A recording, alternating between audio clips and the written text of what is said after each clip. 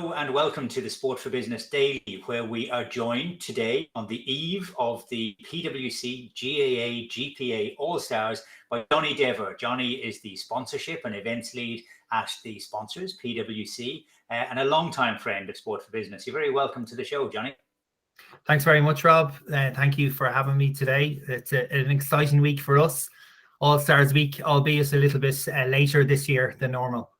A little bit later and a little bit different. And your backdrop there of the convention centre in Dublin just gives me an ache in my heart, because of course this Friday evening it should have been a buzz with the glitterati of the Gaelic Games firmament, with all of the stars coming in to collect their All-Stars and to celebrate with them. But of course it's not happening this year. How disappointing is that for you, as somebody who has been backing it now for a number of years? But it's such a big event. How much of a blow was it? Yeah, Rob, I thought I'd put the backdrop up to remind people of what we're missing for 2 years now. But I mean, and the All-Stars, the PwC All-Stars, it's obviously one of the most prestigious fixtures in the Irish sporting calendar. It's really an opportunity for, the players, their families to come together to celebrate their achievements in person. It's also really a rare occasion for rivals on the pitch who come together, socially and celebrate with each other. For us as a brand at PwC, it's also an important element of our activation, and it's our ability to engage with our clients who are GAA fans. As we know, traditionally the banquet accommodates over 1,500 people. We knew those numbers were not achievable in 2020, 2021. However, we'd hoped to be in a position to have a reduced capacity banquet this year, and had been planning for that up until a few weeks ago. Unfortunately, where we had to pivot, and understandably though, due to the current health situation, we've pivoted to a TV-only show again this year. But we do think this format offers the opportunity to showcase extra game footage that sets these players apart. And it is the case that, history will show that it's the 15 players in football and 15 hurlers that actually pick up the awards. It's their night, and they will be recorded and they will be there in history forevermore as an All-Star. But you're right, just the sheer physical nature of becoming part of a big group and getting together and celebrating in person. And of course it's right next door to the PwC offices in Dublin as well, so it would have been nice and easy for you to drop in from the office just to check that everything was perfect. But you'll still be able to do that with the TV show. What might we expect now? It's going out on RTE on Friday evening. It will be a live show, I guess. Yes, so I mean the format of the show will be very similar to 2020 PwC All-Stars, and as you mentioned, takes place this Friday from 7 to 8:30 p.m. on RTE1. So everybody tune in, and viewers can expect a look back on the highlights of the year, along with interviews with the PwC GAA GPA Players of the Year, the Young Players of the Year, and also interviews with the both All-Ireland winning management teams. I mean, it's really the opportunity to look back at those exciting moments from the 2020 championships. And some viewers may know that, each year they alternate who is announced. So this year it's the PwC All-Star football team will be announced live on the night. And then the hurling team was announced this morning before the TV show. And and it will be very special as well. 90 minutes. It'll bring back all of those memories. At least it was a summer this year as well. Of course, last year we were watching games being played out in front of an empty Croke Park. This year we were watching it being played out in a ground which was only empty of Dublin fans. But at least Tyrone and Mayo did get there for the football final, and Limerick and Cork for the hurling as well. So plenty of excitement to look forward to there. GAA obviously has a very special place in the collective consciousness of Irish sports fans. But the All-Stars itself is a class apart when it comes to those memories as well. We've been going for 50 years now. And what is it that attracted PwC towards becoming a partner of it in the first place? Because it is very special, but of course it's one of those sporting events which doesn't actually involve any sport. Yeah, I suppose when we got involved with the All-Stars in 2017, we knew that 2021 would be celebrating 50 years of the All-Stars. So it was important for us to celebrate the history of these awards and showcase that through our activation and our branding. For 50 years, the All-Stars have marked, competitiveness and success on the pitch, but also preparation, commitment, and innovation away from us. I mean, these awards reflect our own approach to supporting transformation in business, where similar qualities are demanded. Everything that makes a PwC All-Star winner exceptional also applies to successful leaders in business. And that was probably one of the main reasons why we got involved. One of the lovely things about this year, which of course would have been given out to those who were coming to the banquet, is the All-Star Gazing book, which looked back on those 50 years as well, and it was done with the Dunn sisters. Where did that come about from? What was the idea behind that?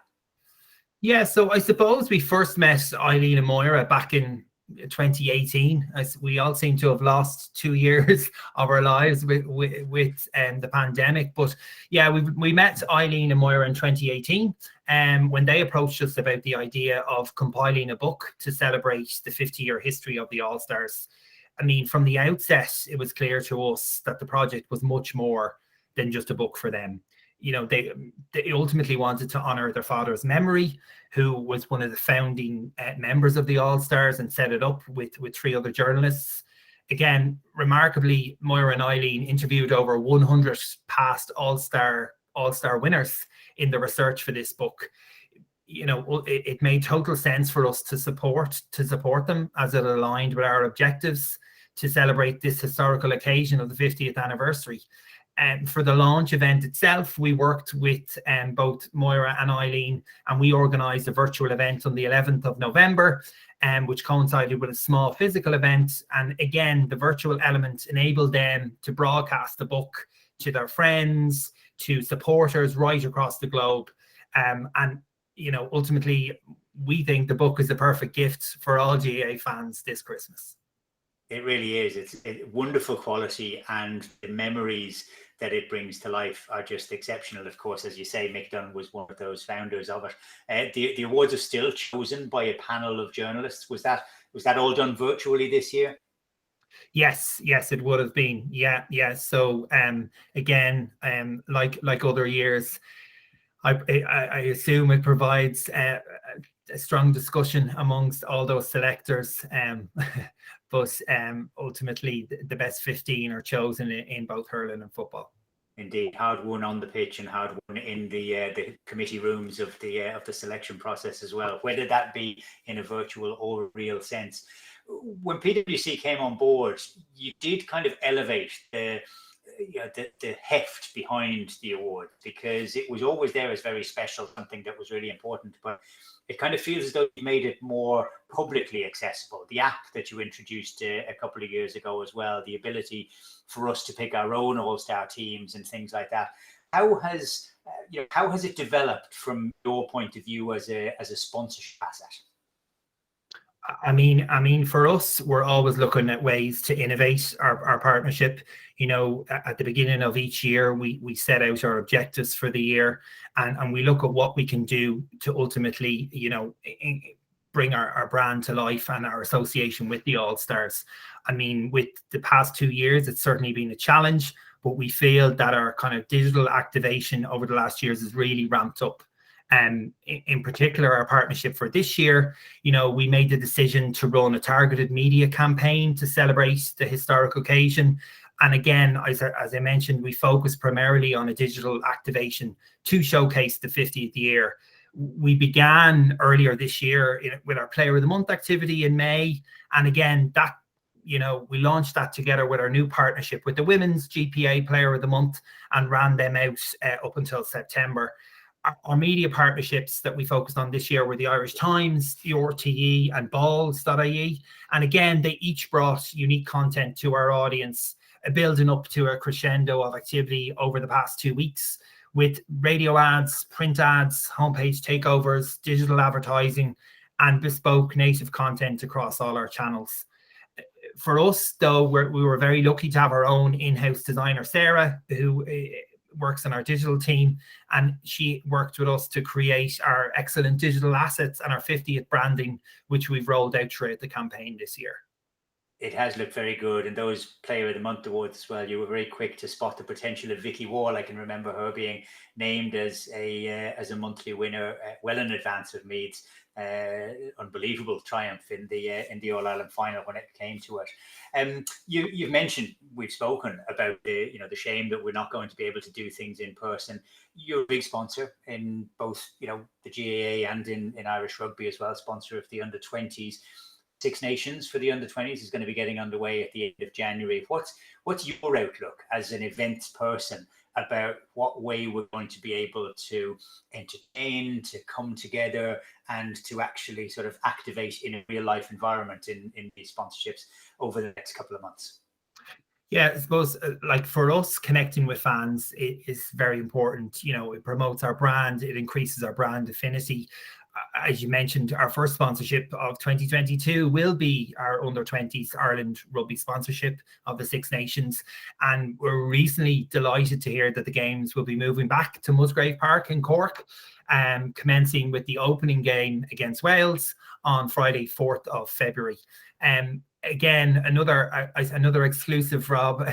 We did find out recently as well that the All Ireland games will be shown on RTE and Virgin Media for the under-26 nations, and it's the first time that the broadcasters in Ireland will show the championship in its entirety, which is fantastic for all rugby fans. At the moment, we're unsure of the level of spectators allowed. In 2019, we had an incredible 6,000 people at one of the matches down in Cork. So it would be superb if we were able to return to those sorts of levels, but we're just going to have to wait and see. So ultimately, we're developing out a plan A, a plan B, and possibly even a plan C of how to activate our partnership. We would love to do some on the ground activation, but again, due to restrictions, we might be limited to digital activation. I think from an events perspective, the landscape is a bit uncertain as we look into 2022. We would probably, from a client perspective, looking at virtual events early in 2022 and seeing how restrictions go, and hopefully moving back to much more and a mix of both physical and virtual as we move into 2022 and beyond. But certainly, I think there's an appetite for people to get back to that interaction and networking at physical events, and it's something that we would look forward to in the future as well. We've been here a couple of times before where we thought, yeah, just give us another couple of months and then everything will be back to normal.